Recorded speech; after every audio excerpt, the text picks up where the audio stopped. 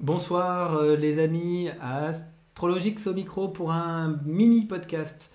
Mini podcast pour partager avec vous quelques informations sur la nouvelle lune qui a lieu aujourd'hui, exactement jeudi 4 novembre à 22h14, tout à l'heure, là dans quelques heures.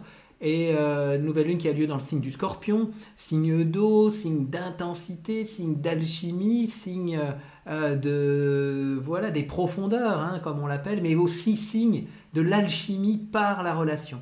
Et donc toute cette dynamique sont très présentes, vont nous accompagner tout au long du mois qui s'en vient. Et je vais évoquer avec vous quelques éléments très brefs, puisque on va dire le plus important, je l'évoquerai plus longuement, je veux dire dimanche qui vient, dimanche 7, sur mon antenne en direct à 20h, puisque le bulletin Nouvelle Lune du mois qui commence aujourd'hui a lieu quelques jours après la nouvelle lune. Donc ce sera intéressant de se plonger, là, une fois qu'on sera déjà dans l'eau de la nouvelle lune, dans les informations qui vont nous conduire tout au long du mois. Et, euh, et donc, voilà, dimanche, je fais aussi, je peux vous signaler déjà que Michael Bilcock sera en ma compagnie Michael va témoigner de son parcours de vie jusqu'à aujourd'hui au regard des grands mouvements des planètes tout au long de sa vie et de son thème de naissance. Donc un rendez-vous super intéressant et je me réjouis donc de vous retrouver pour ceux qui le souhaitent en direct à 20h dimanche. Ça c'est première information et puis là tout de suite juste un temps de présence que je vous propose pour recevoir l'information de cette nouvelle lune qu'il y a de quelques heures, quelques notes, quelques sons, quelques mots qui vont suivre les sons et voilà. Allez, c'est parti.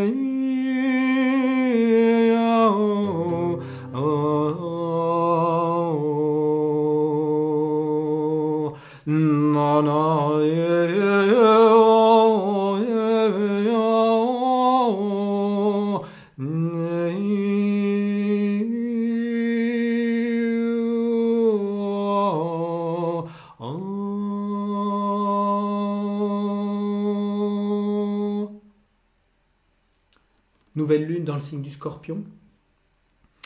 Uranus en taureau, en opposition à la nouvelle lune, c'est hyper intense. Ça parle de retournement, ça parle d'éveil de conscience, ça parle de libération. Hein, Uranus, je rappelle les grands thèmes libération, se libérer du connu pour accepter ce saut dans le inconnu. Et tout ça, Uranus en taureau nous amène à aller vers le non-attachement. Non-attachement à la forme, au non-attachement au monde extérieur et retournement vers regarder le monde depuis la réalité spirituelle qui vit en nous et je regarde le monde à partir de là. Ça, c'est toute l'œuvre d'Uranus depuis 2018, qu'il est rentré dans le signe du taureau jusqu'en 2024-25.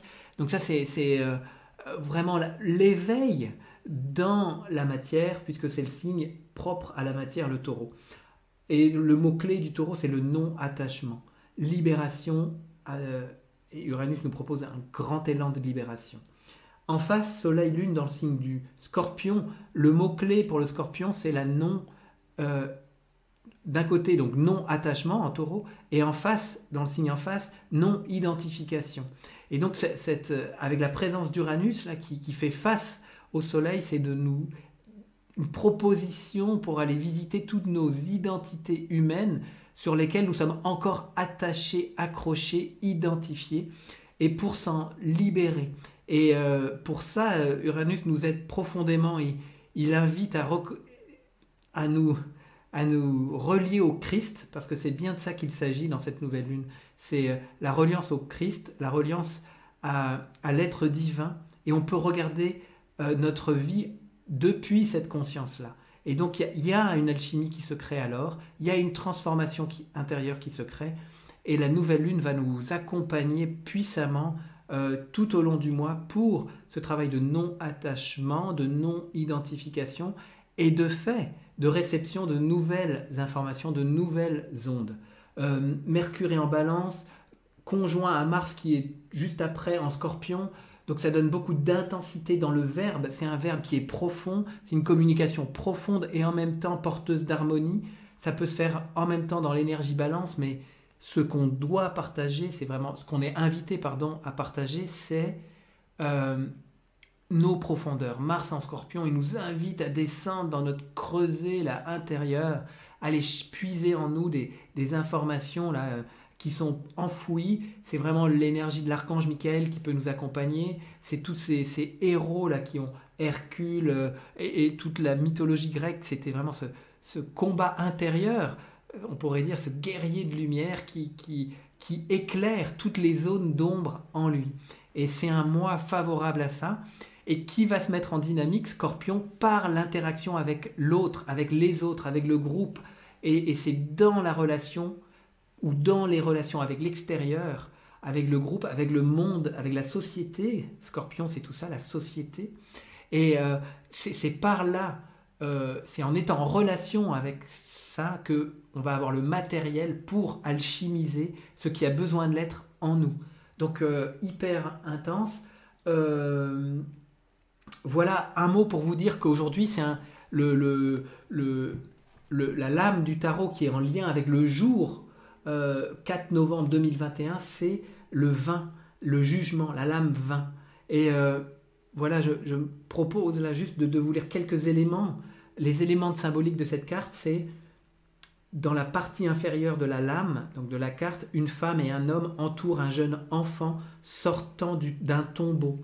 Dans la partie supérieure, un ange joue de la trompette. La dimension de cette carte, c'est exprimer une conscience nouvelle qui est symbolisée par l'enfant nu sortant du tombeau, issu de l'union des dimensions extérieures et intérieures de l'être, représentée par le couple en prière. Donc il y a un homme, une femme qui sont en prière, et de cette prière, de cette relation, naît une nouvelle conscience représentée par l'enfant divin. Et tout ça accompagné par la trompette des anges. Et donc, c'est vraiment, il y a vraiment des ondes spirituelles à recevoir pour cette unification intérieure qui donne naissance à une nouvelle conscience de soi, qui donne naissance à l'humain divin, au divin humain. Et donc, c'est vraiment cette nouvelle lune nous conduit aussi vers cette nouvelle naissance. Et donc, c'est très intéressant.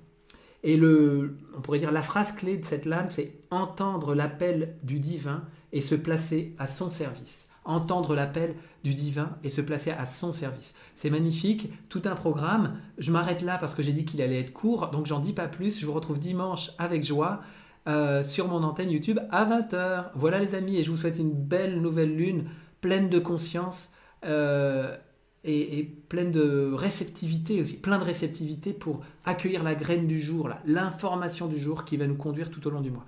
Allez, bonne soirée les amis, à bientôt.